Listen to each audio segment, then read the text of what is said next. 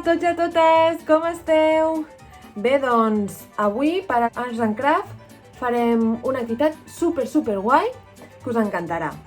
No és una manualitat, és una barreja entre manualitat i experiment. Super fàcil, el que necessiteu és una ampolla de plàstic buida. Pot ser gran o pot ser petita, i si no en teniu, també podeu utilitzar un got de plàstic d'aquests que utilitzem per fer les festes, però amb una ampolla és més fàcil. Després, un pot amb aigua, aquí dintre n'hi ha aigua, i una mica de sabó. Jo he agafat aquest, que és de rentar els plats, perquè crec que fa més escuma, però el que tingueu per casa. Per últim, necessitem un mitjó. Sí, un mitjó. Què hem de fer?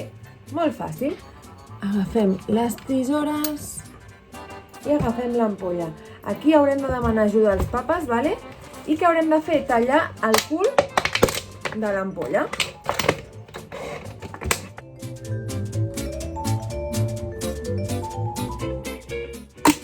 Veieu? I hem tret el cul. Ens ho posem aquí per aguantar-ho. Agafem el mitjó i ho posem així. Veieu? Que tapa el cul de l'ampolla. Ho deixem aquí un moment. Agafem el potet amb aigua i li posem bé de sabó. Si voleu amb el dit ho podeu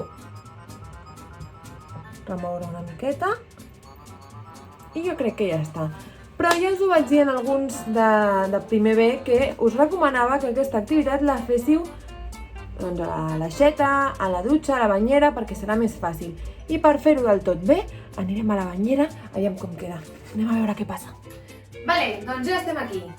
Agafem l'ampolla i un moment. Tenim aquí l'aigua amb el sabó, anem a recolzar bé. I hem de mullar la part de baix.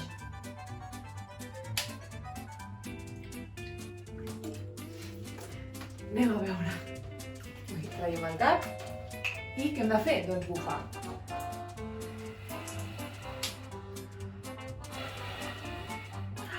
Mireu! Tornem a mullar.